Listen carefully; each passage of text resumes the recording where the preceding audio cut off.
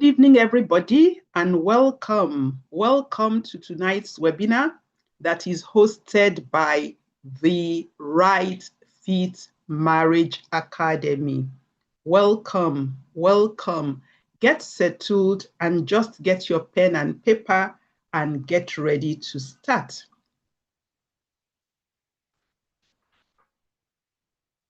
If your friend is supposed to be in this room and they're not yet here, please tell them, to join us because we're going to begin in a moment. And also, if your friend cannot get onto Zoom, this webinar is being streamed live to YouTube, and the link has been shared in the WhatsApp group, so your friend can also watch from YouTube.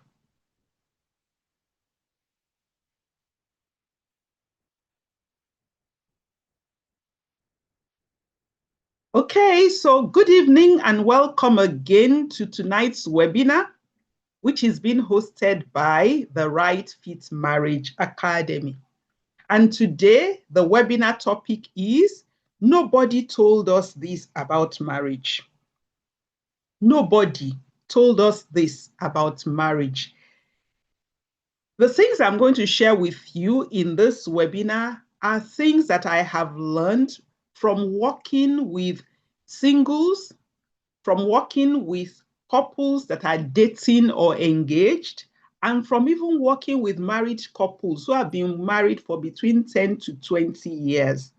These are the lessons that I have learned from the front line of young Nigerian marriages. So tonight, I'm not here to say sweet words to you. I'm not here to make you feel good. What I want to do is to prepare you, because I always say to people when I teach, a decision to marry is a decision about the next 50 years of your life. And so you've got to take it very carefully. So these lessons are from practical things that I have seen, even as I have worked with singles and with couples engaged or dating and married people over the last 9 years. They are the mistakes that I have seen people make, which I hope that those of you who are listening to me this evening will learn. And if you're still single, you will not make the same mistake. I'm sure that for many of you, you know somebody who is very intentional, who is very intelligent, and who you are just thinking, this person has got their future made. They may be a man, they may be a woman. And then the person marries and everything just turns upside down.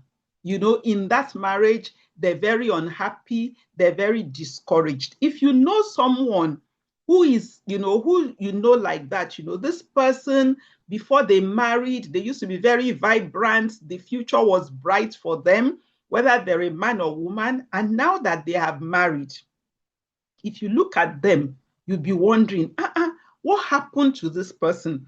If you know such a person, please put it there in the chat and say, I know somebody who is intelligent and who is intentional, and yet they ended up in a marriage that was not good for them. If you know any such person, write in the comments and let me see. So the question again is, how can anybody who is very smart, very intelligent, very intentional, how do they end up in unhappy marriages? Well, I can tell you, part of the reason that they end up in unhappy marriages is because there is a lot that they didn't know about marriage before they got married. That means they just assumed that they knew about marriage and they went into marriage, but when they got inside, they realized that there were many things that they did not know. That's how people end up in unhappy marriages. I've done some other webinars where I also explained this, and after this webinar, Chisom is going to share the link to those old webinars so that you can watch it. But today, I'm speaking on the topic, nobody tells us this before marriage. That's what I'm talking about. So this is August. I do counseling sessions for couples. In July, there was one particular week that 3 of the couples that I did counseling sessions for, they were newly wedded couples. Their marriage was under 1 year. And yet they were already having challenges in those marriage. Like the couple that you are seeing in this slide, they were very unhappy. When I talked to them, when I looked at their faces, I could see that they were unhappy. And all 3 of them, they had one common problem. It wasn't that the person that they married was wrong. It was just that the preparation that should have happened before they chose that person and before they got married, it was not done. So look at the face of the couple that is in this my slide. That was the look that was on the face of 3 couples seeing me in 1 week. I'm sure other counselors also saw other people. So what it means is that this topic we want to discuss this evening is something that every single person needs to know, and it is something that those of you who are already married who are here too, you can actually learn for, and you can prevent trouble from happening in your marriage. So the problem isn't that these people married the wrong person. The problem is that there are practical things about marriage. There are skills, what something people do that people need to know about marriage, which these couples did not know. And I'm going to share those things with you. So what I find over the last 9 years is that many people enter marriage with love in their heart. They love the person they got married to. They love the person. They can do anything for the person.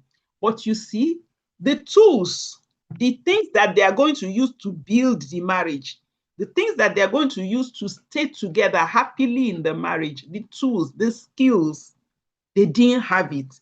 And that's why they struggle. And in this webinar, I'm going to show you what nobody tells you before you say I do. One of the common questions that come, afterwards is people will say, why didn't somebody tell me this? Those why didn't somebody tell me is what we're going to be looking at this evening. So make sure that you pay attention to me as I go on. Who is this that is speaking to you?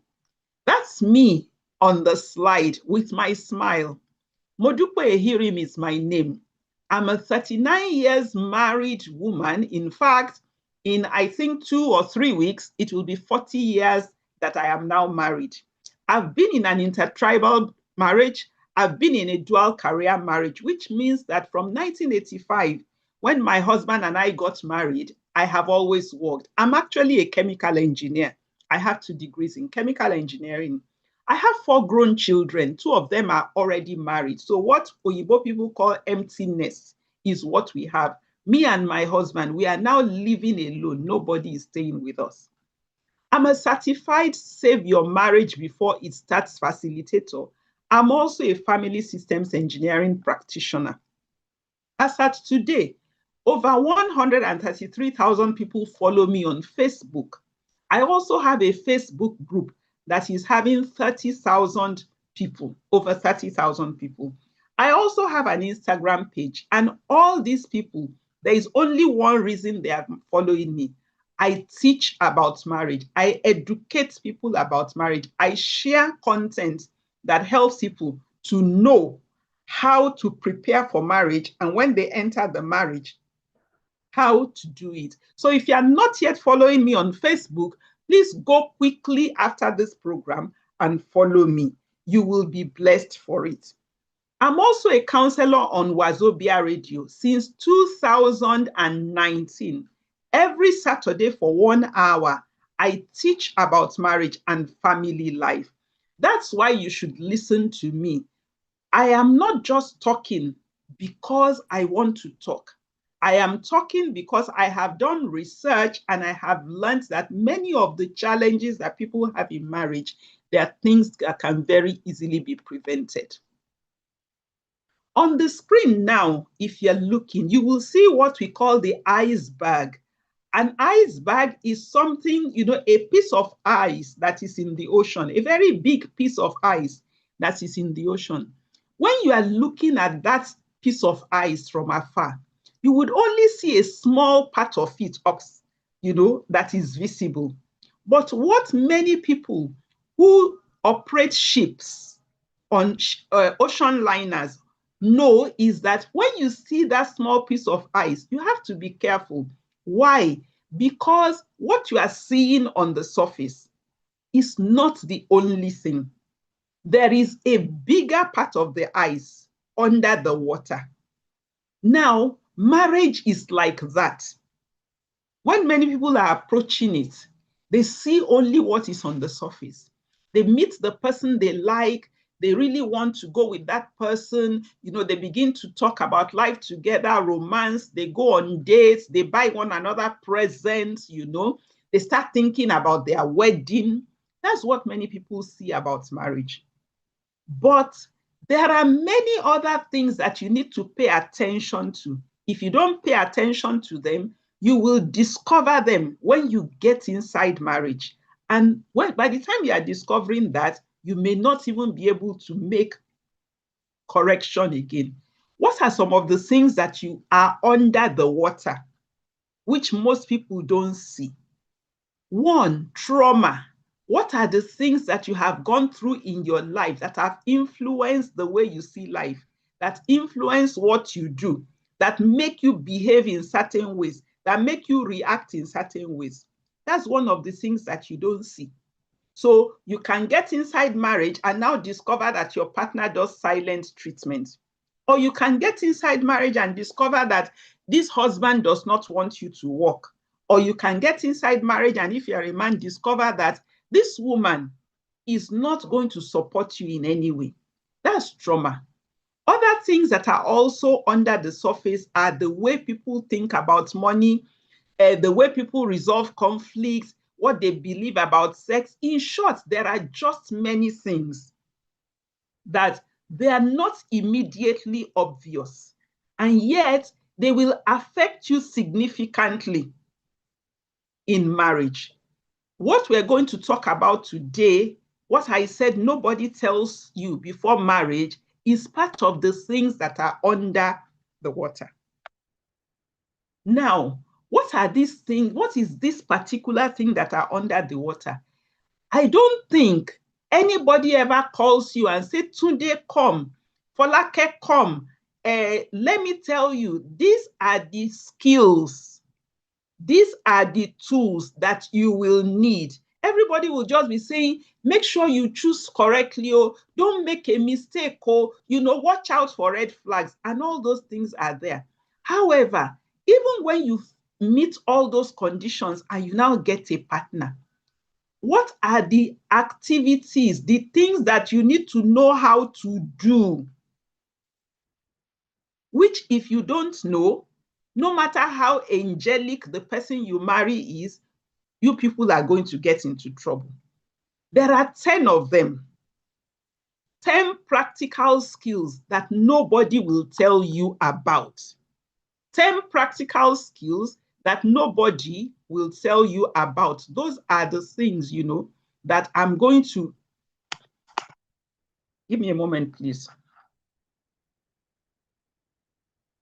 That I'm going to be teaching you this evening. So there are 10 of them. If you like, you can take a screenshot of this screen and the next one. The first skill is learning to make decisions together. Most people go into marriage thinking that as they were when they were single is what they'll still be doing. They will just make a decision and their partner will go along with it. No.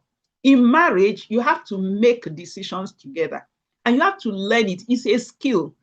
The second skill is understanding and managing your expectations. I'm going to talk some more. Let me just list all of them now. The third one is controlling yourself when you are angry or you are frustrated. Anybody who does not have this number 3 skill, before long, their marriage will crash. Number 4, knowing the backstory behind your partner's reaction. Number 5, keeping your relationship clean. These things, they are skills. Skill is something that you can learn. Somebody can teach you. As you are practicing it, you will become perfect in it. So these 5 things that I mentioned, they are skills. You have to learn them, but usually nobody tells you about it. Then another 5, living peacefully with somebody who is different from you. Whoever you are going to marry is not from your home, is not from your village, did not go to the same school with you, so it's guaranteed that they will be different from you. Living peacefully with somebody who is different from you is number 6. Number 7 is sharing house and life responsibilities. I always laugh when I read different conversations on Facebook, when they are saying, your mother-in-law is testing you whether you can sweep, or your father-in-law is testing you in this. Those are jokes, because in marriage, there are real responsibilities that will make sweeping or cooking very minor. Now, the thing is, it is a skill to know how to look at house and life responsibilities and sit with your partner and then say, how are we going to share this so that our family will be okay? Skill number 8 is being mature about sex. Being mature about sex.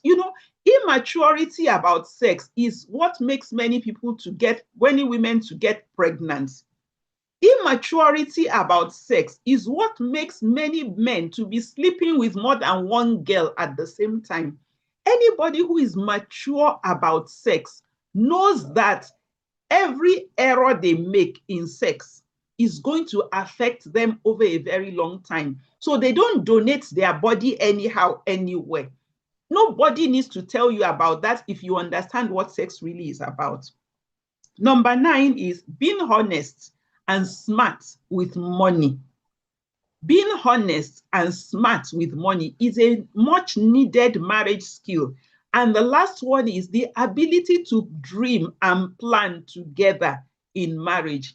In marriage, you cannot do day your day, let me day my day. Why? Because everything you do is going to affect your partner. So if your partner does not tell you that they are borrowing money and they borrow money, when the people who they are owing that money come looking for them, if you are the one in the house, they will knock you on the head.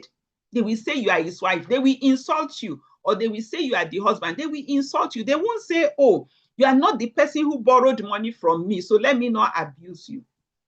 So these 10 skills are the things that I'm focusing on this night. In other webinars, I've talked about other things, and Chisom will share it in the WhatsApp group. But today, I want to talk about these practical skills which you need.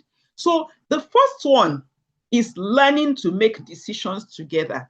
See, when you and somebody are dating, you haven't decided that you are going to marry. Both of you can be making decisions separately. So if somebody wants to eat eba, you can say, I don't want to eat. It's pounded yam I want to eat. You will go to your house, cook your food. Your partner will go to their house, cook the food. I just gave that illustration. However, once you get married, the decisions are bigger. When you want to take a job, you cannot say, this is the job I like, whether you like it or not. No, because you taking that job is going to affect whether enough money will be coming to your family, is going to affect whether your family will be seeing you, is going to affect whether you are going to remain in good health. You cannot take the decision about that job by yourself.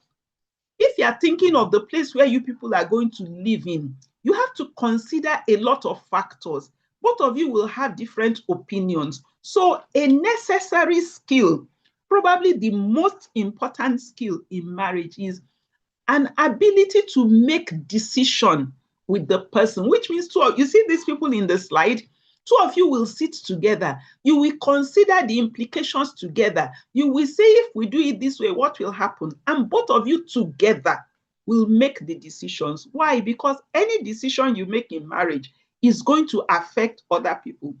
If we say, let us do family planning, and the madam does not do the family planning, and a baby comes when you don't expect it, even Mr. is going to have to look for money to look after the baby.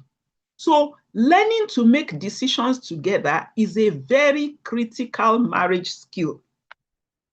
The second critical marriage skill is understanding and managing expectations. So expectation is something that you are thinking this is the way it's going to be. So maybe in your own home growing up, it's your father who used to provide money for everything. Your mother, even if she has her own money, she'll be keeping it. So you are going into marriage and you are thinking, when I get married, it is my husband who is to be providing it. That's your expectation. What if you get inside the marriage and you now discover that your husband does not want to live that way, not because he hates you, but because in his own home growing up, mother and father used to sit down and talk about money together. What that means is that your expectations is different from the reality that you meet on the ground. And sometimes, even if your expectation meets reality in the beginning, Nigeria can happen as it has happened 2 years ago, and ground is not level anymore, which means that one person alone cannot look after the family. So how do you recognize this is my expectation? How do you now say, okay, how do I manage this expectation when the expectation is different from my reality? How are we going to do? You see, the reason why making decisions together is an important skill, because man will have his own expectation, woman will have their own expectation. Both of them will face the reality that is on the ground. Both of them need to be able to manage their expectations so that they will make wise decisions for their family. When you go on social media and they're saying my gender, the other gender, if you are following many of those people, you are going to miss the road. Remember, I said nobody tells you all these things. So understanding your expectations, learning how to manage it so that you and your partner can make wise decisions together for your family is a critical marriage skill. The third skill is controlling yourself when you are angry or frustrated. Please, if you have not learned this one, please don't marry anybody, whether you are a man or a woman. You see the couple in that image there. Both of them are angry together. Of course, in your relationship, things will happen that will make you angry. You are a human being.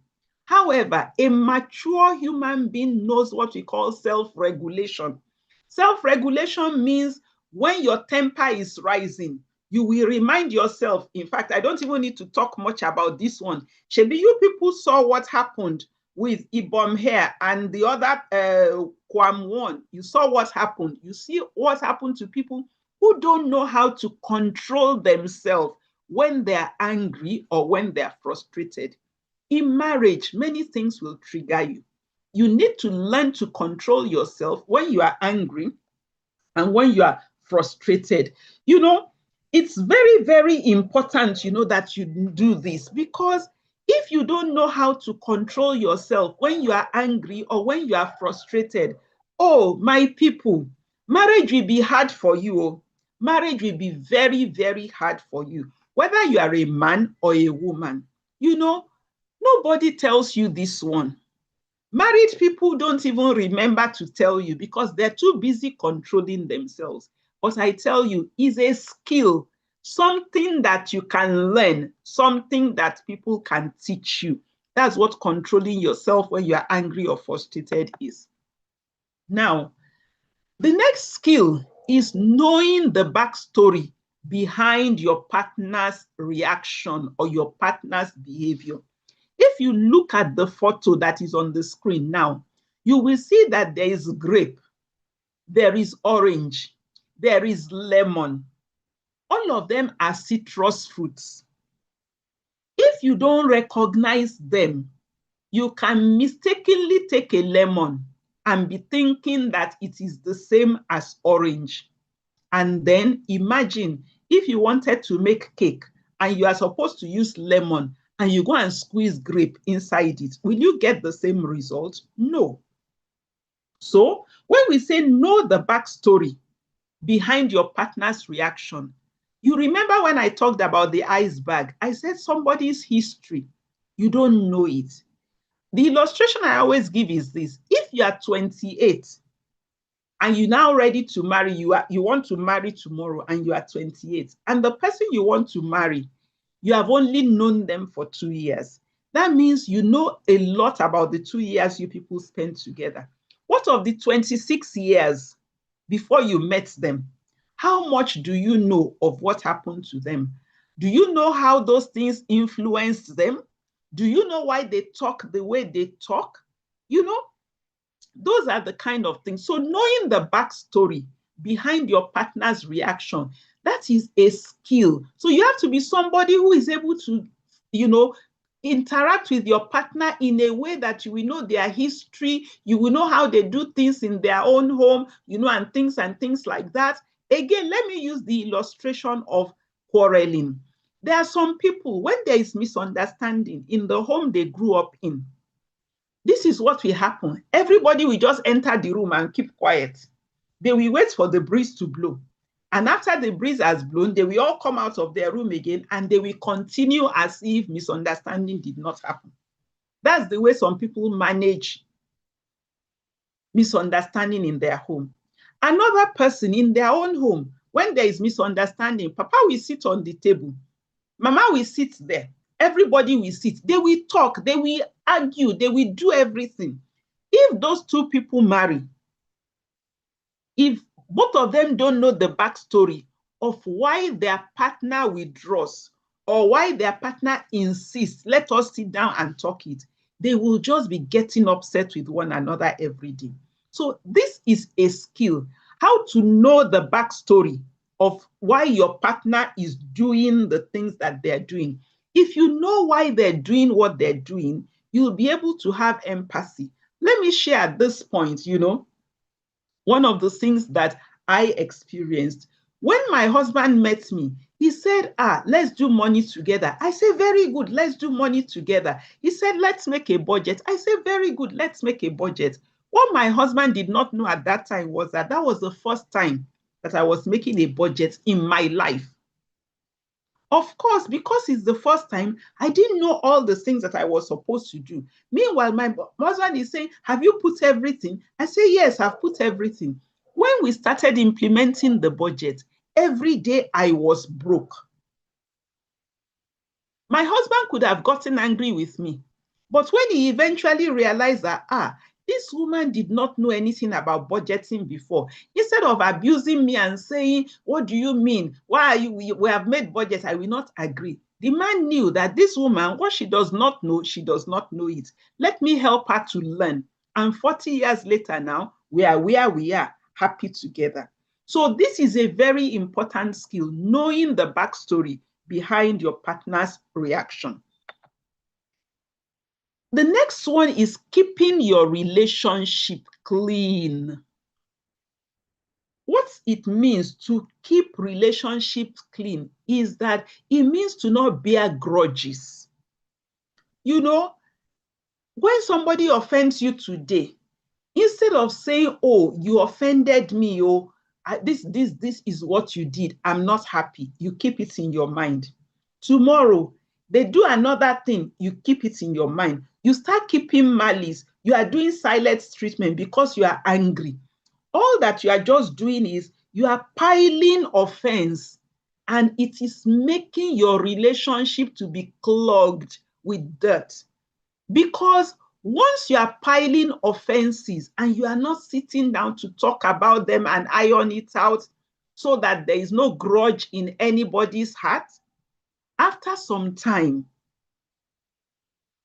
those grudges will explode. Bitterness will come in. Unhappiness will come in.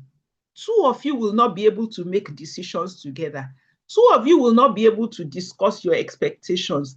Two of you will not be able to control yourself when you are angry. Two of you will not remember that there is a backstory.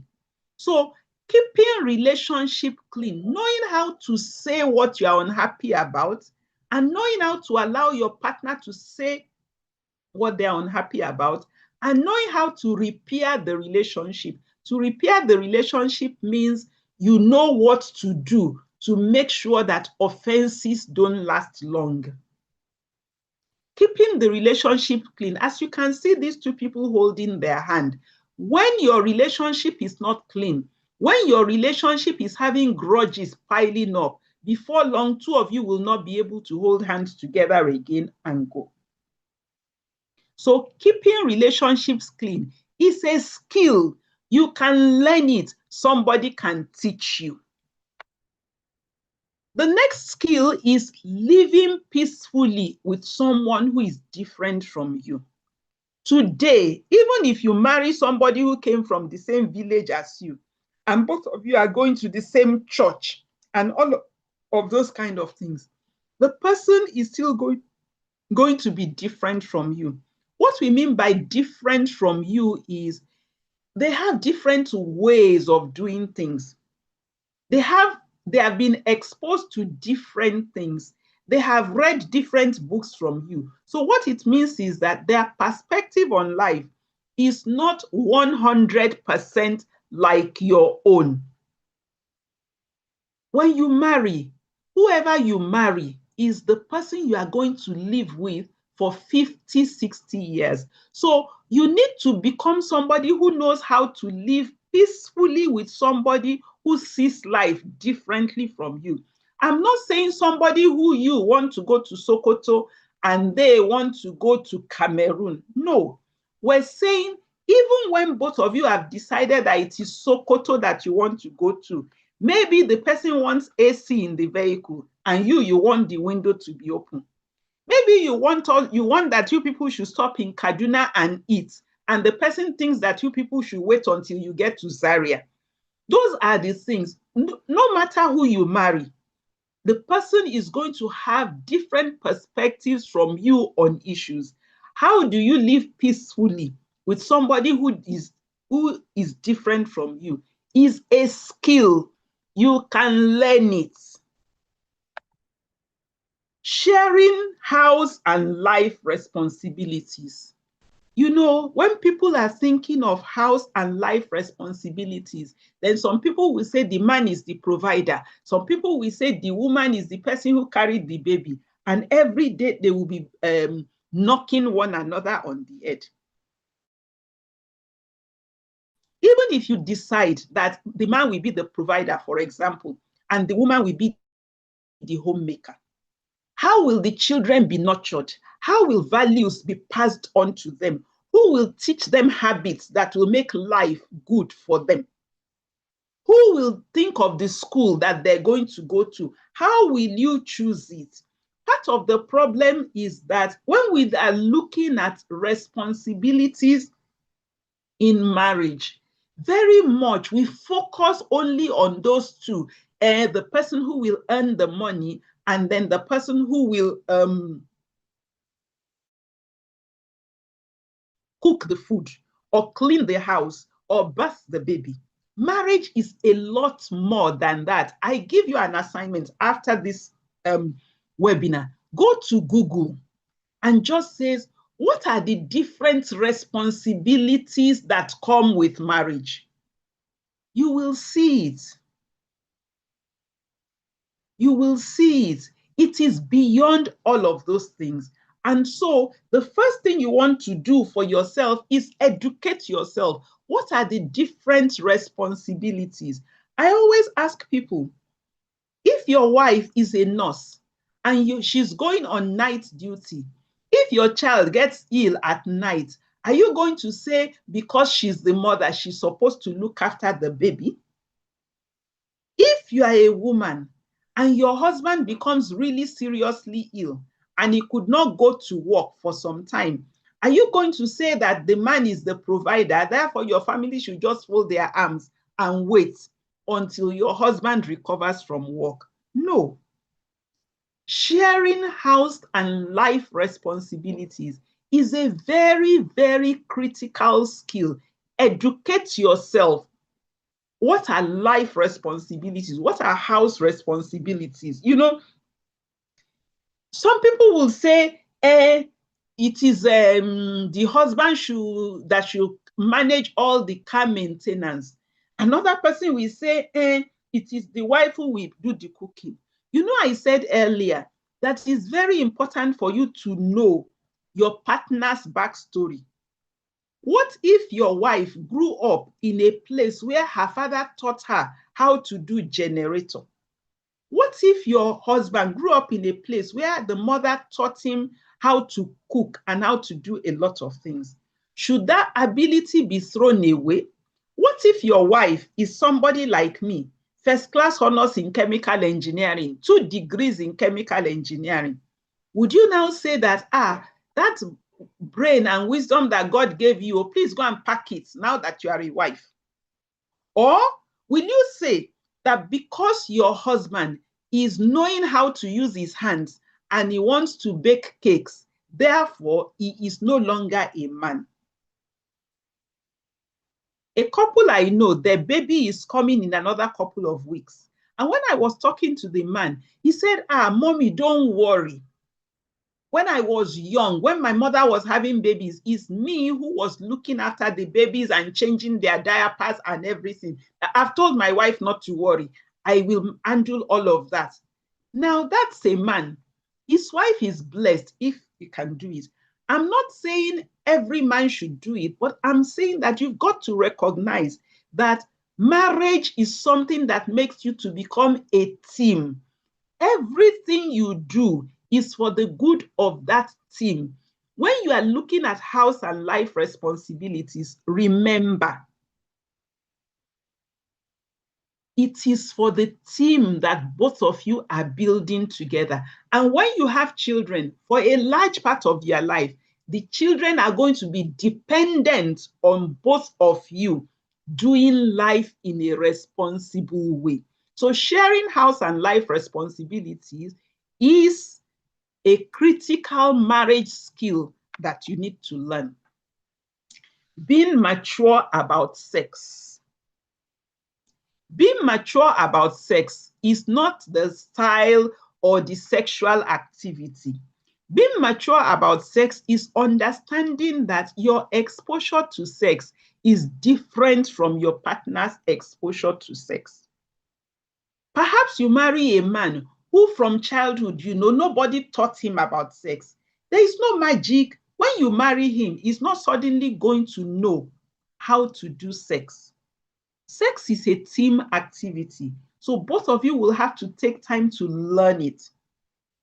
It is immaturity that makes a man to say, if you don't do it, you are just provoking me. I will go and meet somebody outside. Hey, if you go and meet somebody outside, the only person you are doing is yourself. If that person gets married, if that person has a baby for you, there was a couple that I worked with many years ago, I think about 7 or so years ago.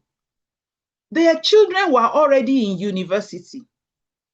And then the man, saying that his wife was not sexually satisfying him, went and got a lady. What he did not know is that that lady was actually looking for a man that she will sleep with so that she will have children. She was a single lady and she was a mature lady. So while this man thought that it was he who was enjoying himself, one day he woke up, lo and behold, the woman was pregnant. He was devastated. He didn't want his wife to know because he only went out to have sex. He didn't go out to have babies. But the person he met, he thought he had an agenda. He didn't know that as he is wise, the person he went to meet too is wise. The lady ran away abroad and had twin babies. The man was now wondering, how will he tell his wife? How is he going to have children outside? If he had been mature about sex, when he and his wife were having sexual issues, he should have said to his wife, this is our common problem. Let us look at it together and solve it. Being mature about sex means that you are going to respect how your partner feels, whether you are the man or you are the woman. You cannot say, you must agree to this style. No, you will only do what your partner is comfortable about. When your wife is pregnant, you will remember it. And if you are a woman, you are not going to say, yeah, is it food? No. Being mature about sex means both of you are going to be responsible. Both of you need to educate yourself. And if you have not yet educated yourself, a good book to read would be the ACT, the ACT, the Act of Marriage by Tim LaHaye. Another good one that you can read is Intended for Pleasure by Ed Witt. But maturity about sex is a skill that you will need. Being honest about money is the ninth skill. Being honest and smart. Being honest and smart. You see, sometimes people don't understand what we call financial infidelity. Financial infidelity is pretending to your partner that you are open about money when you are not open about money. I don't say that you should have a joint account, and I don't say that you should join money with somebody who is not honest. But you see, if you are going to do life with somebody for 50 years, I don't know how you are going to do that 50 years of life together without money coming on the scene. Money is something that couples have to be open. Some people are open about money. It doesn't mean that they have their money in the same account. I've been married for 40 years. Me and my husband, we have never had a joint account. But we talk openly about money. We talk about our salaries together. We talk about our expenses together. Because when your children begin to go to school, when somebody is ill, when you want to invest in a house, see, the person you are going to marry, and that's the reason why you have to know all these things. You don't go and marry somebody you cannot trust, because you see, men, every day you'll be eating the food that the woman cooks. What are you doing? You're trusting her because she can put something in the food and kill you. If you are eating her food, how will you now say you cannot trust her with money? And madam, if you are sleeping on the same bed with your husband every night, know that he can put a pillow over your head and kill you. If he's not doing that, then you are already trusting him. So if you cannot trust him, if you can trust him with your life, as I've described, why won't you trust around money? Being honest and smart with money is a very critical skill. And the place where you begin is to even sit down together and say, okay, what are our basic needs? What's the minimum that we need to live together? A roof over our head, food, maybe some money for hospital bills if something arises. And then both of you agree. Then you now ask yourself, where is the money going to come from? You need to be able to discuss with whoever you marry at that level. If you can't discuss with the person who you marry at that level, I'm afraid if you are single here, you really ought not to be marrying that person, because life will be hard for both of you when you get into the marriage. The last skill is the ability to dream and to plan together. Let me say it again. Whoever you marry, you are going to live with them for at least 50 years if God gives you life. How will you marry somebody that both of you will not be thinking in the next 10 years, in the next 20 years, in the next 40 years, in the next 50 years? So you have to be able to look at your future together. You cannot look at your future separately. You cannot be dreaming your dream and your partner will be dreaming their own dream. You cannot have one vision and your partner will be having another vision. How is that vision go? How will two of you do? So one of the things that is required in marriage is the skill of dreaming and planning together. So these 10 skills that I have explained to you are very critical. And people will say, but if I'm not married, how will I learn it? You have brother, you have sister, you have friend. You can start practicing these things with people now. So take a look at them and improve your capacity in all these 10 skills.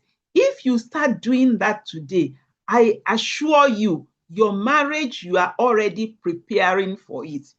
One of the things that will also happen to you if you begin to improve your capacity in these skills is that when somebody is talking to you about marriage or you are talking to them about marriage, you will very easily see whether they have these skills or they don't have it.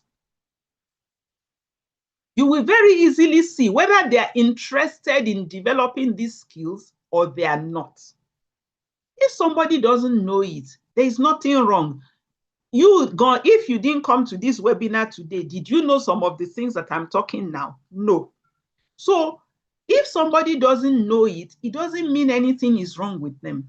But if you now begin to introduce it to them and they're saying you have come, all you people who will just be going to copy something from social media or anything, you want to ask yourself, if they are not ready to learn the skills which you people are going to use in order to live successfully for 50 years together, what will happen when you finish marrying them?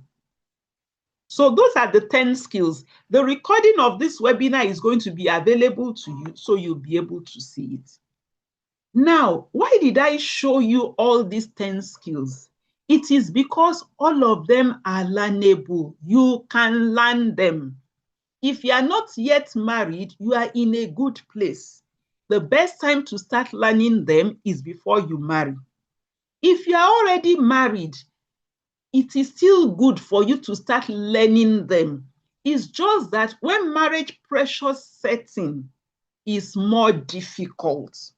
Because if you need to make a decision with your wife and you need to make a decision with your husband, and both of you have not improved your capacity to make decisions together, it will affect how you are making that decision. Both of you will quarrel, you will have misunderstanding, and it will be hard. That's why we are saying the best time to learn them is even before you meet the person you are going to marry.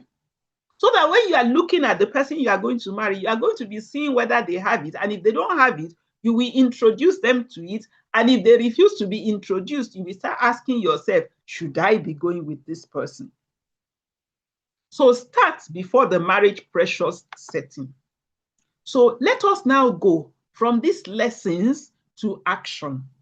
As I said to you, I've been a marriage educator now for 9 years. I started in 2016. I started to do these webinars late last year because when I was talking to people who send me DMs and everything, the kind of questions they were asking me, if I have to start answering all of them one by one, I will just be holding my phone in my hand and I won't do anything else. And I did not have that time. Again, when I started to do the webinars, I found out that people were still asking me questions.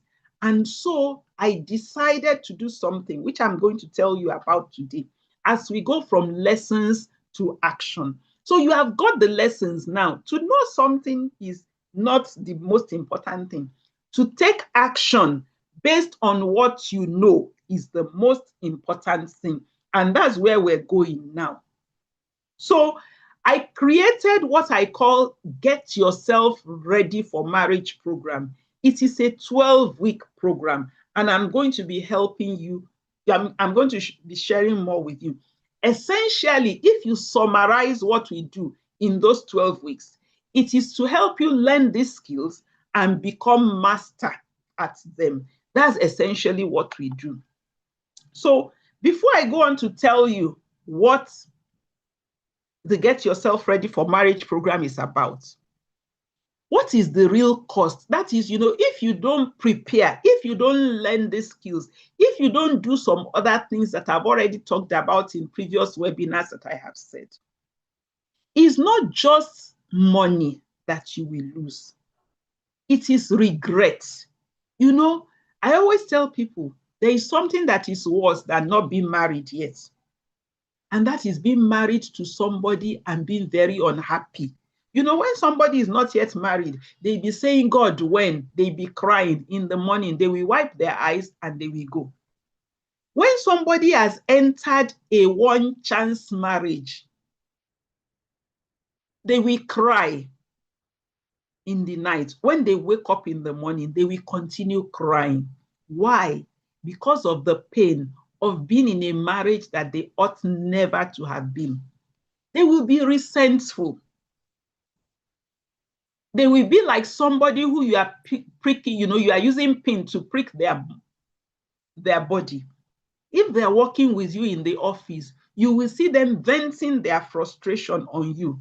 If they're selling next to you in the market, you will see them venting their frustration. If you are living in the same yard, you will see it.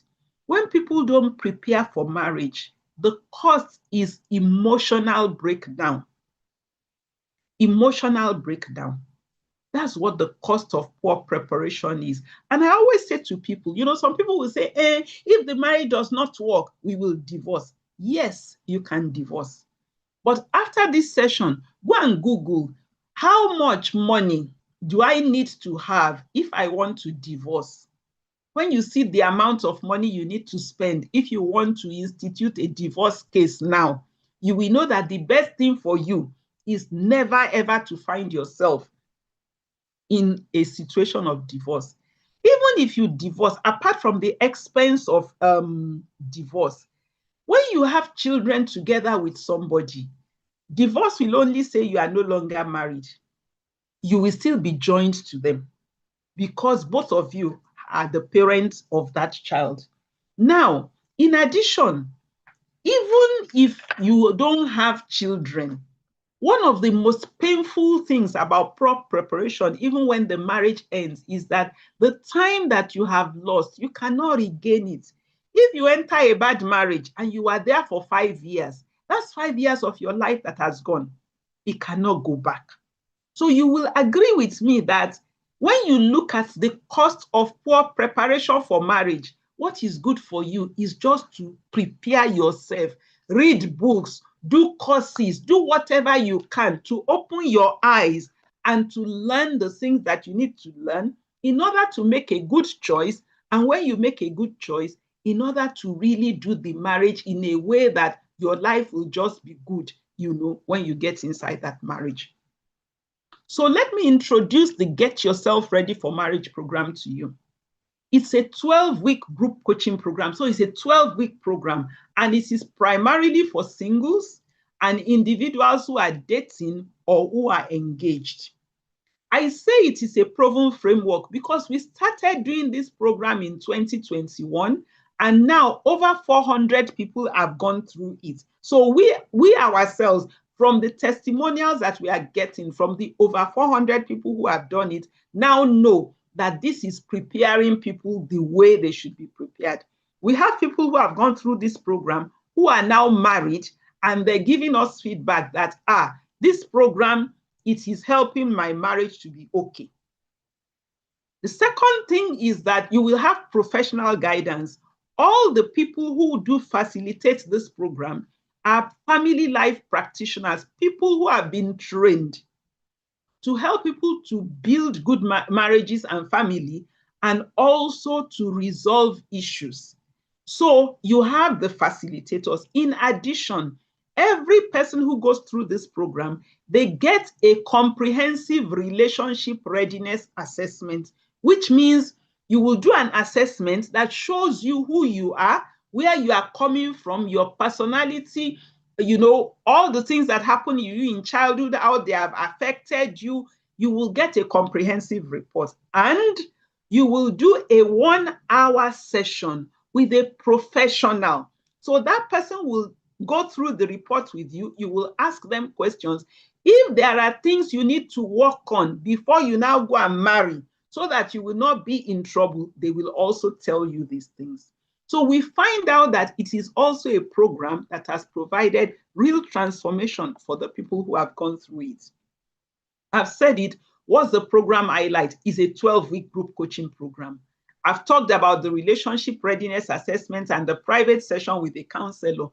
The program is done in a group deliberately so that you will see people like yourself and you will learn from one another. We provide you with practical tools and exercises to prepare for real married life. For example, we do what we call independent living skills. What that means is that as a mature adult, what are the things that you are supposed to know? You yourself will assess yourself. You will see whether you know them. If you don't know them, the next thing will be, what am I supposed to do in order to know them? So that by the time you get into marriage, you will now not have a situation of a husband does not know certain things and the wife is unhappy, or wife does not know certain things and the husband is unhappy. Everybody who goes through that program is made ready for marriage. In fact, what is our dream? Our dream is that if you want to marry somebody now and you say, and you ask the person, did you do the get yourself ready for marriage program? And they say yes. Then you yourself will know that this person, if I live with them, I will not get into trouble. That's our dream for the program. And that's what everybody who is working on the program does. So who is this program for? It's for singles, especially if you know that all these things I talked about earlier, you don't have them, or you know that as a result of your upbringing or the experiences that you have had in life, you have harmful patterns in your life. Definitely the program is for you. But any single who hasn't chosen a partner at all, the program is for you, because if you go through the program, you'd be able to identify who is good for you. It's also for individuals who are already dating and they want to have clarity to say, this person I'm with, is this the person I should be with? It's also for engaged couples, people who have decided to marry and they want to prepare with intention, but maybe they don't have a lot of money, because the professional premarital counseling that we do one-on-one for couples, they go from about $500,000 naira upwards. And many people are not able to afford that. But this, if the couple comes, is a much lower cost. It's about 20% of that $500,000 naira. It's also for anyone who knows that these 10 skills that I talked about, some of them or all of them, they don't have it. Get Yourself Ready for Marriage program is for you. We've had, as I said, over 400 participants. And if you go to our website, you will see, I will ask Chisom to share the link to that website. You will see the testimonials from different people. I just took a few quotes from what some of them said. Somebody told us, I was very scared that I would choose wrong. This person was still single. Say, but I'm now clear that when I meet somebody who is interested in marrying me, I'll be able to look at them and read whether they're the person for me or not. Another person said, these things you people have taught us, they used to bother me, but I didn't know how to explain it to the person I'm dating. And now by going through the program, they have a language to help their partner to understand what they're talking about. And lastly, somebody told us, I feel equipped, I feel empowered, and I feel at peace. There was a particular young lady who came to the program who told us that in the community that she grew up in, nobody had a happy marriage. So she was very afraid. And she said, Mommy Mo, I don't think I want to marry. But after she did our program, again, she even did a video for me to share on social media that she's glad she came to the program, because she now believes, she now realizes that a happy marriage is possible for her, even though she never saw any happy marriage in her entire life. What are you going to learn in those 12 weeks? You will learn to know yourself. You will learn to know your partner when you meet them. What I mean by know is, you will know yourself. Who am I? Where did I come from? What makes me behave in this way? Why do I talk in this way? Why am I afraid of this one? How do I spend money? Why do I shout at people? Why do I withdraw when somebody offends me and I begin to keep malice? You will know yourself. You will also be able to know your partner. Then You will know what marriage demands. I've already shared with you the 10 of the skills that you need. There are other things that marriage demands. You will know the skills that are required for you to sustain your marriage. And lastly, you will know what can sabotage your marriage. You will know the enemy of marriage. And the greatest enemy of marriage is ignorance. When people don't know these things that I shared with you tonight, and they don't know some other things that I've shared in other webinars, that's the reason why they end up in marriages that cause them a lot of pain. And I'm sure you definitely don't want to be one of them. I did say to you that we have done this program for more than 400 people. And they come from different parts of the world. So from different cities in Nigeria, we've had Ghanaians, we've had people in the UK, Canada, the United States, the United African Republic, Germany, Ethiopia, France, Kenya, Zimbabwe. We've had the Caribbean. We've had people from different parts of the world. This shows you that it is not only Nigerians who are concerned about marriage. There are many people like you who are gathered here this evening to learn, who also want to learn about marriage and to do it well. And if you come on the program, you'll be joining that community. It's not a free program, but it's a program that is at a price that's high. When I look at it, I ask myself, how are we doing a 12-week program for 42,000 naira? Get Yourself Ready for Marriage program is 42,000 naira. You can pay one time, or you can pay in 3 installments. And I always say to people, if you save 1,000 naira every day, in 42 days, you will have 42,000. If you save 1,000 naira every week, in 42 weeks, you will have 42,000. It's very important for you not to look at this as an expense, but to look at it as an investment. Going into marriage without proper preparation, from my own experience of working with people, the people who come to do sessions with me, after their marriage has gotten into trouble, they pay me 300,000 naira, 400,000 naira, 500,000 naira.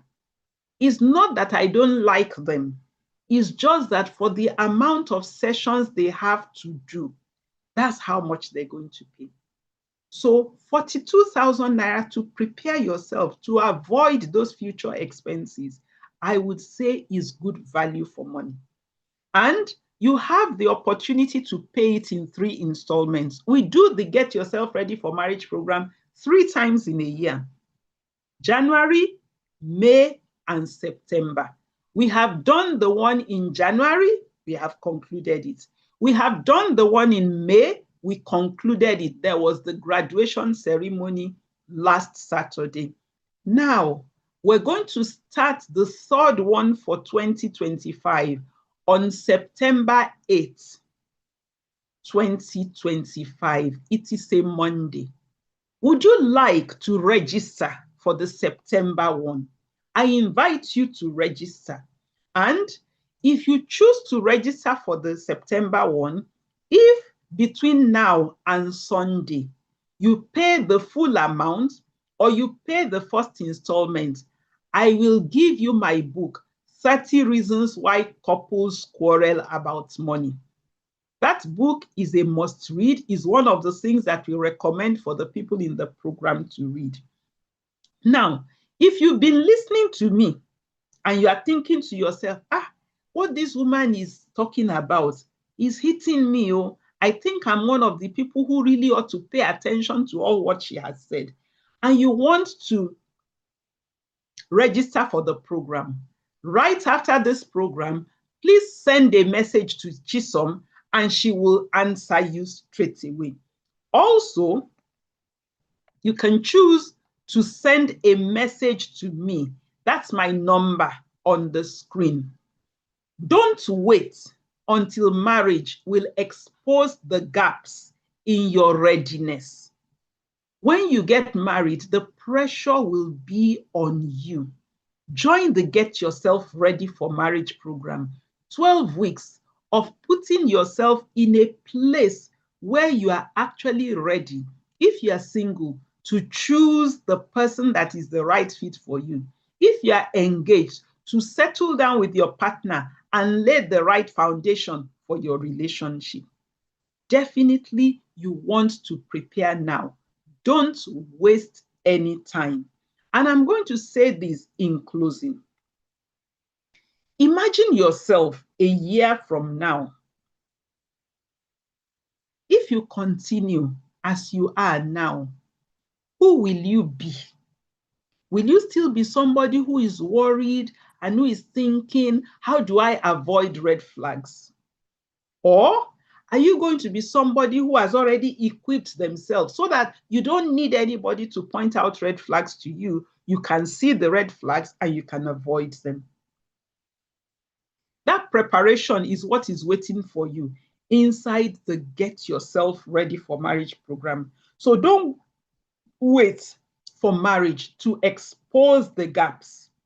Instead, fill those gaps now by joining the Get Yourself Ready for Marriage program. After this, Chisom is going to put more information about the Get Yourself Ready for Marriage program in the WhatsApp group that you are in. You can also take the YouTube link that we shared and share this webinar with your friends who are not here today. I thank you all. You've shown me that you're interested in preparing yourself for marriage. That's why you came to this webinar today. What questions are on your mind right now? I'm going to stop sharing my screen and then we will stay behind for another couple of minutes and I will answer whatever questions you have.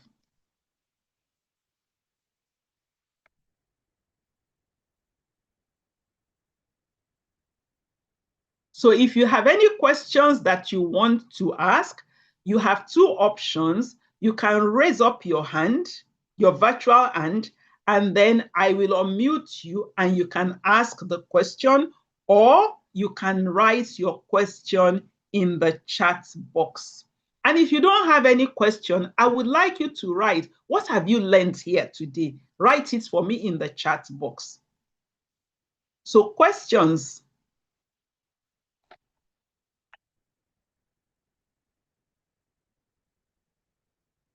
Anybody questions?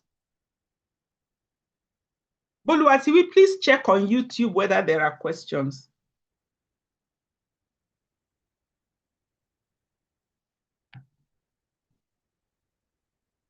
The questions are about if the amount is for one person or a couple, and I've responded to that already. Yes, ma'am. All right, then just so that other people can be aware, the 42,000 naira is per person. It actually covers the cost of that relationship readiness assessment and the 1 hour session that you will do with the practitioner. So if two of you, you and your partner are coming on the program, if both of you are going to do the assessment and do the session, then both of you have got to pay the full fee.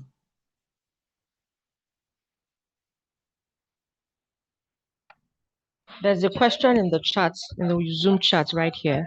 Okay. From Mary. Please, may I have a question? And I'll need your advice on this. I was in a relationship with my ex and he really did love me, but I had some character and behavior that I needed to work on, in which he pointed out. But in the long run, something happened and he got along with another lady and she got pregnant. We had already broke up. He got to realize his mistakes and he has been pleading I forgive him. According to him, he doesn't love the lady and can't get married to her. He thought he loved her. So they are no longer together and the child is with the lady. He has vowed not to get married to the lady even after the child. I still love this guy, and now he has been pleading me come back and start afresh. For real, he's genuine this time. I know this might sound somehow, but the thing is not. The thing is, everything that went on, we still had a way to communicate. What do? A part of me wants to do this, another part is scared due to the hurt. Mary, what you have just shown is that you've shown that you are a candidate for Get Yourself Ready for Marriage program. You see, whatever decision you make, it is you, your 50 years of your life. So you are asking me, Modupe Ehirim, that question now. I don't know this guy. I don't know his character. I don't know his behavior. I don't know his principle for life. When you ask me to advise you, what is the basis on which I will be giving you the advice? I have no basis. When you are not able to look at it and make a decision for yourself, what it is telling me is this, that you yourself are not somebody who is self-aware and who knows what life and marriage is about. Here are a few things that I'm going to tell you for your education. You love him, he loves you. The question is this: there is a child. This means if you marry this man, you are marrying somebody who already has a child. Do you know that? Are you aware of it? Are you ready to embrace him with this child now? Are you going to accommodate that child in your calculations going forward? That's the first thing. Secondly, Chisom, please, you will help them, you will send them the link to You Will Marry a Stranger. Right now, what you know about that guy is much smaller than what you don't already know about him. If I were both of you, I will register for Get Yourself Ready for Marriage program. That's exactly what I will do. Why? The things that are going to help you decide whether both of you should go on together, the things that will show you the work that both of you are going to do together in your marriage, you haven't yet done it. Because if you had done it, this situation would not have arisen the way that it did. You saw what I said about, being careless, about not being mature about sex. Because this guy was not mature about sex now, he has ended up with a child, with another woman who he does not want to marry, and that is now becoming something that is in the way of both of you.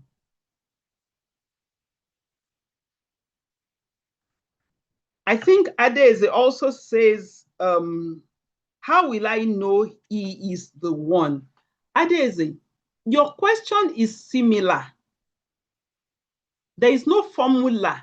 So I don't know you. I don't know your history. I don't know what you want. I don't know the principles that are important to you in life. I don't know the vision that you have for yourself in life. So if I say to you now, marry somebody who went to university and who wants to live in Nigeria. But generally, choose somebody who is kind. Choose somebody who understands that culture is flexible. Choose somebody who knows their personality, somebody who knows how their life has shaped them. But beyond that, anybody who tells you in this world that, this is how you should recognize, even when people say, I'm praying. Recently, I think I saw someone who said, somebody, they have dreamt 4 times. And in that dream, they saw a person proposing to them. The question the person was asking us is, how do I know whether this person I saw in the dream is the will of God for me? And I said, you can see somebody in a dream, but when you meet them, what do you know of them?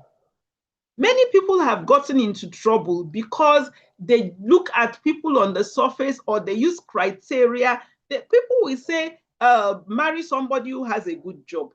That's a good thing. However, does the job they hold tell you about their character? Does it tell you about their origin? Does it tell you about the way they see life? Marriage is 50 years of your life. Just be saying it to yourself that the decision to marry is a decision about 50 years of my life. When you are thinking of 50 years of your life, how should you carry it? What kind of book should you read? How should you be looking at this marriage? If you're on Facebook, I've already said, go and follow me on my personal page, Modupe Ehirim. Don't wait for the post I'm going to write tomorrow. Start reading all the ones that I have been writing since 2016. When you start scrolling through my page and you are reading all the educational posts I've done over the last 9 years, you yourself will be surprised at the amount of things, gaps that are in your life that you need to fill. Please do the work. Love yourself. It is 50 years of your life. In 2 weeks' time now, if you are following my page, you will see me celebrating 40 years of marriage. I've been married for 40 years. I've been happy. I've been enjoying my relationship with my husband. We did the work then. After we got married, we continued to do the work. That's why we are happy. There is no formula for happy marriage. Okay. How do I handle someone that concludes easily without having much basis on the discussion? Emmanuel, all that is showing you is that that person is not a mature adult.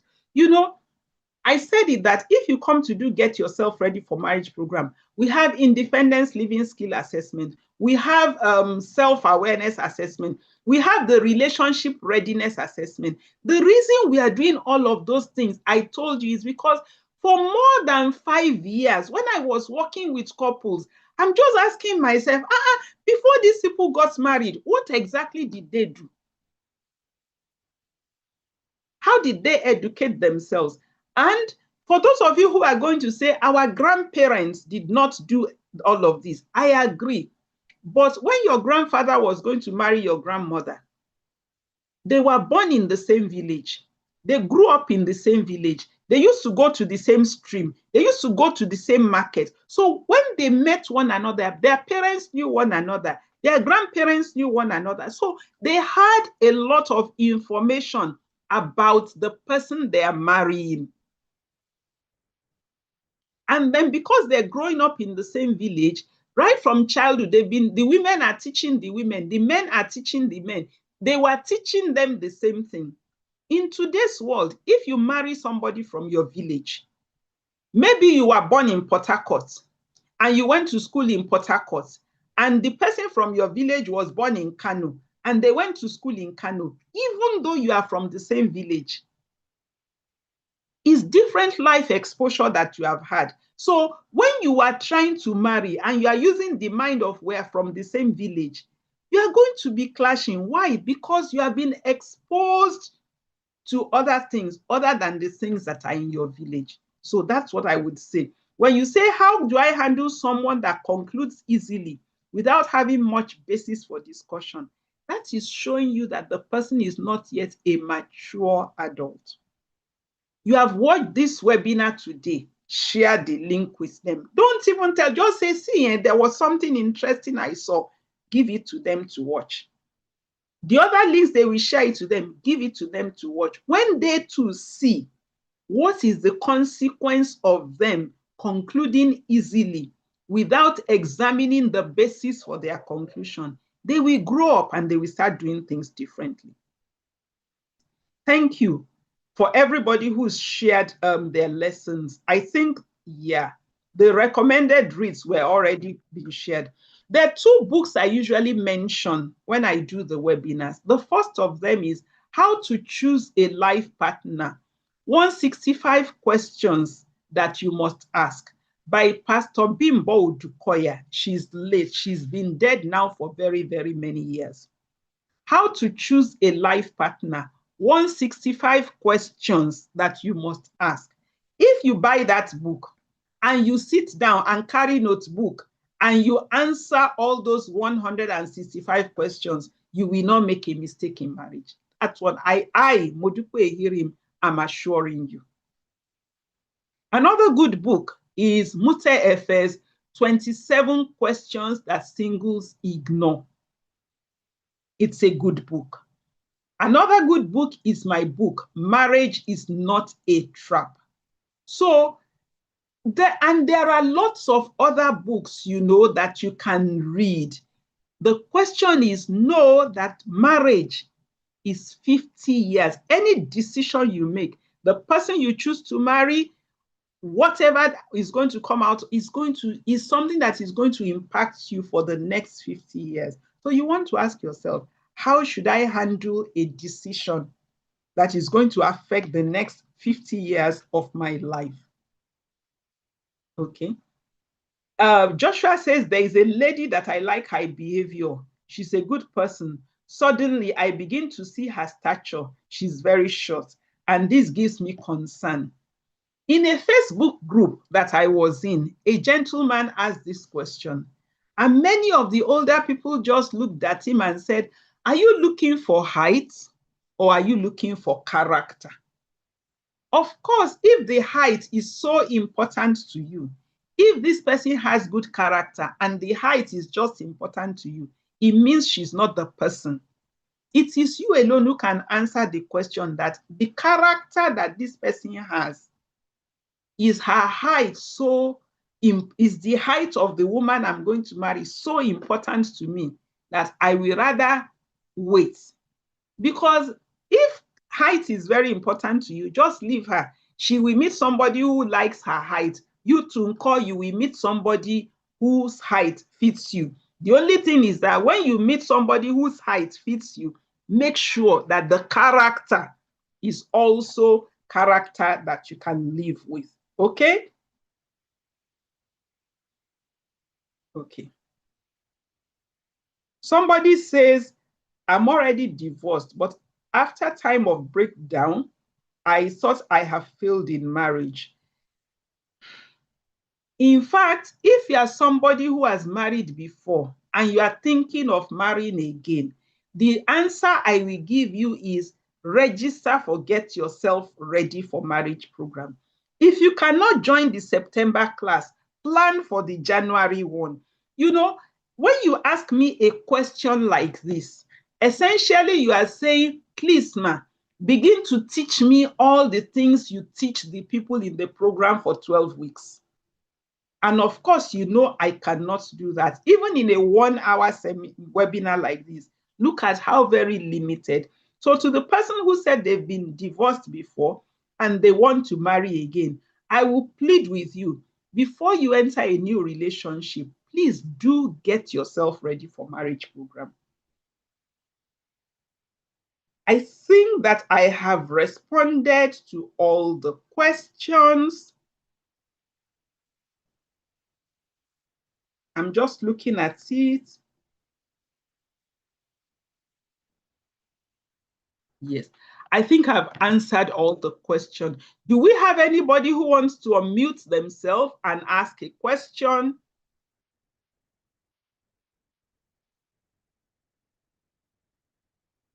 Okay, I don't think I see anybody. Okay, so this one is from YouTube that says that okay, I think you've attended to divorced. I thought Yes, I'd I'm failed in already. marriage. Okay, yes, it's the same one. Okay. Somebody's hand is read, Ernest. Yes, Ernest, please go ahead and ask your question. Let me unmute you.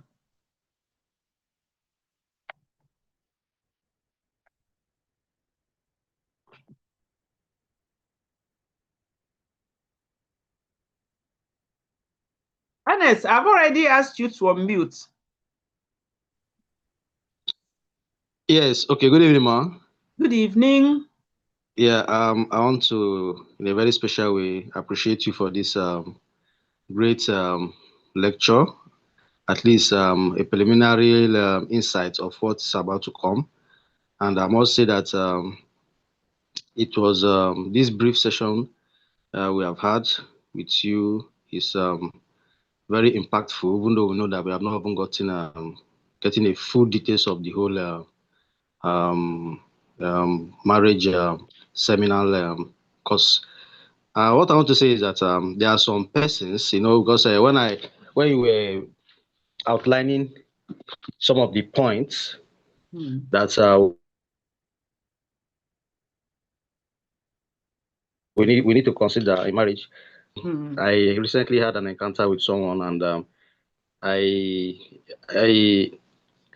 got to know a lot of things about the person's past, and of which me trying in my own capacity to see that this person outgrows this character prove very difficult. And in a situation whereby you know a person's past, you know her weakness or his weakness, and you are trying to let them know that okay, this particular thing is not good, and you need to have you need to change or improve yourself in this particular area. The person have the willingness to change, but the action is not measuring up to his or her willingness to change. So in such situation, what do you think we should do? Ernest, I will say the person should come to Get Yourself Ready Yes, for Marriage program. Here is why. You see, how long does it take a human being to change? And then what is the process of change? Many people think that, oh, so it's like this evening now. I've done this webinar. I've shared a lot of information. Many people like it. Many people have taken a lot of notes. But by the time they go home and wake up tomorrow morning, they won't even look this way again. So the process of change is what many people don't understand, especially when people have been traumatized. During the Get Yourself Ready for Marriage program, we actually have a whole section of the relationship readiness assessment where we ask questions about what happened in your childhood, what experiences have you had, and so on and so forth, so that the practitioner will be able to talk to the person. Then we also have a 2-hour interactive session where we bring a trauma expert who works with the people, who explains what trauma is, how it has impacted you, how it is showing up. And we weren't doing that in the beginning. But because again and again, we were seeing that people had experiences in their childhood or in their growing up years which affected them, and it was affecting marriage. That's why we put it in. And then when we now put it in, we ourselves started seeing the impact on it. So this person that you have pointed out to, yes, they want to change. Are you somebody with the skills to guide a person through the process of change? That's one. Two, are you somebody with the ability to be able to recognize that if this person is changing, even though it will take time, they're changing in the direction that shows me that I should wait for them? Those are some of the things that the practitioners are able to see and to guide you. So that person, what I would say to them really is, if they're desirous of change, then let them enroll for a program like Get Yourself Ready for Marriage program. Let it set them on the journey of experiencing the real life transformation that they're supposed to. So I hope that answers your question. The alternative is for them to also begin to read books. But sometimes we find that it's after people have gone through the program that they now realize that they need to do a lot more reading for growth than they were doing before. All right, so all right. Well that noted. answers your question. Yes, Jed, it answers the question. Well noted, well noted. All right then. Jed asked the program, is it online? Yes, it is 100% online. It is virtual. We use WhatsApp, email, Zoom. Those are the 3 things that we use. And yes, WhatsApp, email, and Zoom. I think those are the basic things. And Facebook, yes. And Facebook, some of the resources are there on Facebook. For you to keep a healthy marriage, is good socks? I don't understand that question, please. Whoever asks it, please ask it again. If you are sick, you did not have money, and your husband did not care to take you to the hospital, will you continue the marriage? That is a question that I would not answer here. And I always tell people when they come to my webinars, when you are asking a question that is about your particular situation, as the person who is asking this question has asked, as a counselor, there are many other questions that I would ask you. I cannot take this information you have said now and say you should continue the marriage or not continue the marriage, because I don't know you. I don't know a lot of things about you. What would be the basis of me giving you advice? I can go and give you advice that will be wrong for you. So usually when you want to ask this kind of questions, it's best to ask it in a one-on-one conversation with a counselor. I think another person said, if your husband did not respect your people, or he beats you and sees your phone, and your younger sister called to him that even if you want to beat your wife, you must take her to the road before beating her in public, is it right to talk to her in-law in that way? Because this is a personal question. Again, we refrain. In my network of family life practitioners, we don't answer this kind of questions in a public gathering like this. Why? There are questions we need to ask in order to better understand the situation. What is obvious to me from this is that this is a marriage that was contracted by people who did not prepare. That is the thing. For those of you who are married, we have a group coaching program for married people. And the next one is starting in January. So if you want to find out about that, you can ask questions. There is a question here. Does God choose partners for people, or does he direct us on how to choose?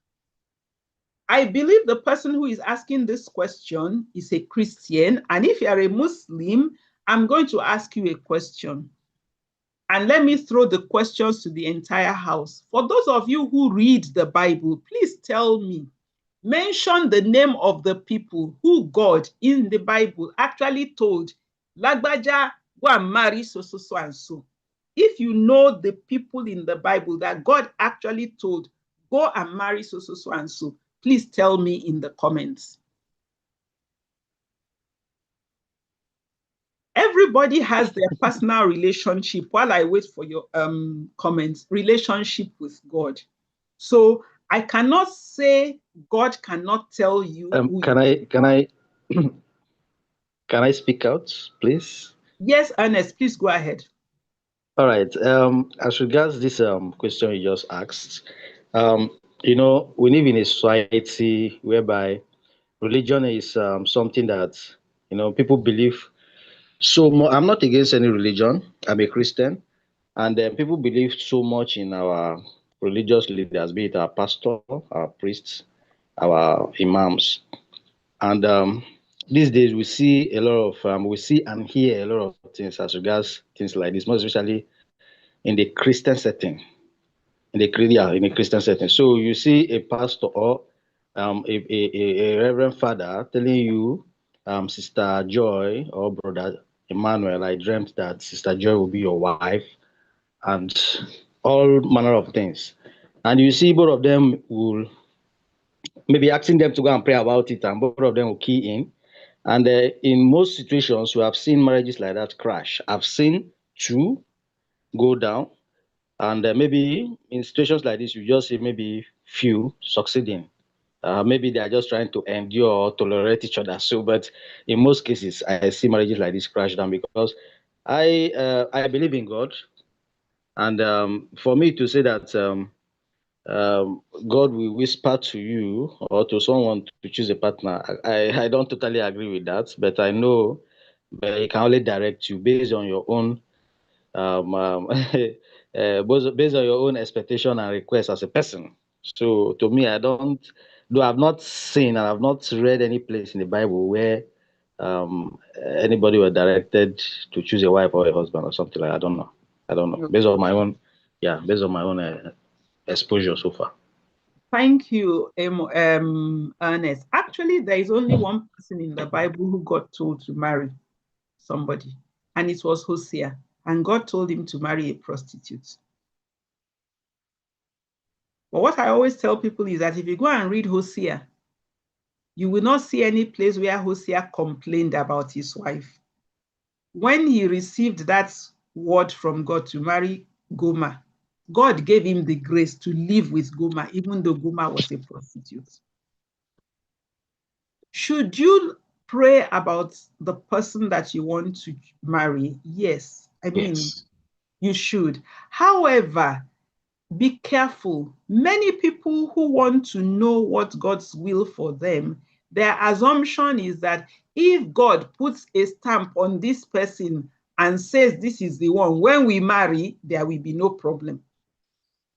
And so all these things that I talked about now, they will not take time to learn it. They will not take time to equip themselves.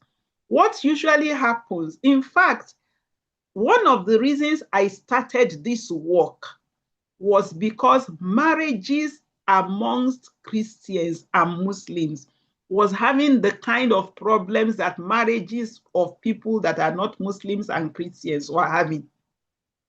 So we started asking the question, why? What is happening? And we found out that these practical things are the things that people are ignorant about. To answer that person's question, when God created you, he gave you common sense.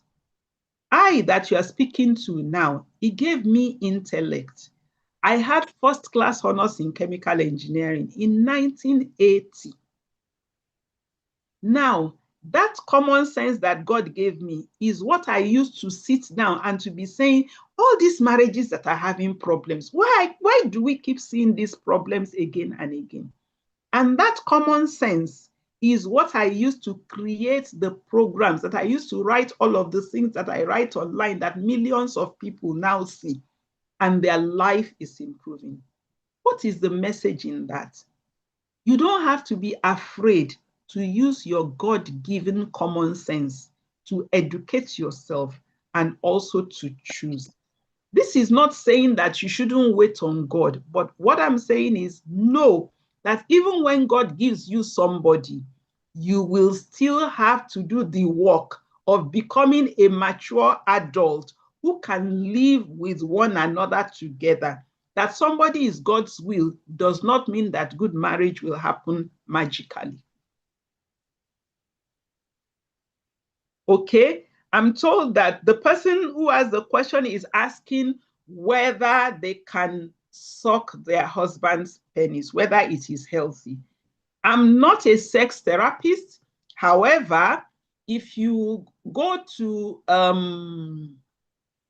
Olawumi Eson's page on Instagram, she has addressed that issue.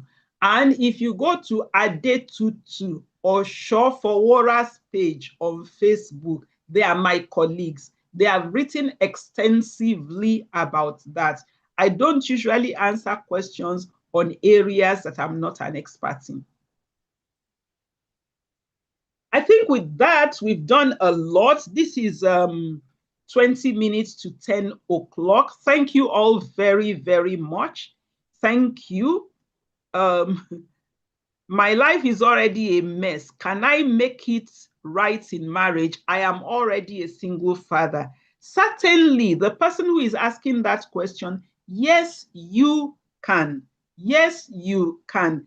I will encourage you to sign up for Get Yourself Ready for Marriage program, and we will try to assign you to a male practitioner for your relationship readiness assessment so that you'd be able to get good counsel from them. But you just made a mistake. I mean, I don't know the circumstances that led to you becoming a single father, but you did say, the way you asked your question, it suggests to me that you think that you have failed in life. No, you only fail.